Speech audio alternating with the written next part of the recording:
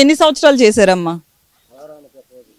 631 రోజు చేసామండి ధర్నాలు అందరితో, పోలీసులతో, అందరితో. ఈ లైన్లో 3 లైన్లు పోలీసులు నిలబడ్డారండి, లేకపోతే మమ్మల్ని చంపేసేవాళ్ళు అండి. రాళ్ళు అక్కడ ఉండి 300 మంది జనం అక్కడి నుంచి వచ్చి ఊరి మీద పడ్డారు. మేమేమి లేదు, పాదయాత్ర చేద్దామని ఊళ్ళో పిలవటానికి వెళ్ళాము. బొట్లు పెట్టి వచ్చేటప్పటికి రానే వచ్చారు 300 మంది జనం.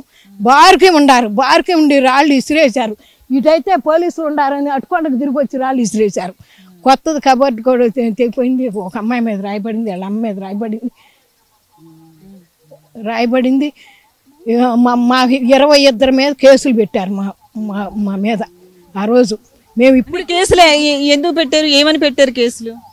ఏమైనా ఇక్కడికి వచ్చి రాళ్ళు వేసింది కాక ఇంకా మా మీద కేసులు పెట్టారండి 22 మీద. 22. సో మిమ్మల్ని స్టేషన్కి తీసుకెళ్లారా? నన్ను కూడా తీసుకెళ్ళారండి. కూర్చున్న వాళ్ళని తీసుకెళ్ళారు, కూకున్న పని తీసుకెళ్ళారు. నేను ఏమల్లా ఆడ పోయినాక అడిగా, ఎందుకంటే మమ్మల్ని తీసుకొచ్చిందని అడిగితే ఆడైన వరకు కూకొని అంటున్నారు. సో అంటే ఏమైనా చెప్పారా అసలు? ఎందుకు కేసు ఏంటి ఏం చెప్పట్లే? ఏం చెప్పలే. తీసుకెళ్ళారు, ఆడ కూకోబెట్టారు. ఏందని ఎందుకు తీసుకొచ్చాడు మమ్మల్ని అంటే సమాధానం కూడా లేదు. ఆడైన కూడా ఇక్కడ కూకొని అంటారు. అది సో అంటే మిమ్మల్ని ఎలా ఏంటి ఇబ్బందులు పెట్టారు? మేము మాకు 1 ఎకరం పొలం ఉందండి. ముందు మరీ ముఖ్యంగా ఈ దేశ ప్రజలందరికీ చేతులెత్తి మొక్కుతున్నామండి.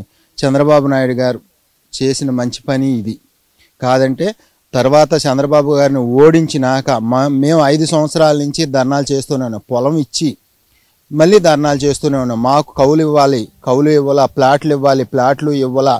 రాజధాని కోసం మేము భూములు ఇస్తే మమ్మల్ని అధోగతి పాలు, కేసుల పాలు అన్నీ చేశారు.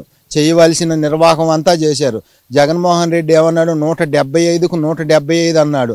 ప్రజలు ఏమని తీర్పిచ్చారు? 11 సీట్లకు మాత్రమే పరిమితి ఇచ్చారు.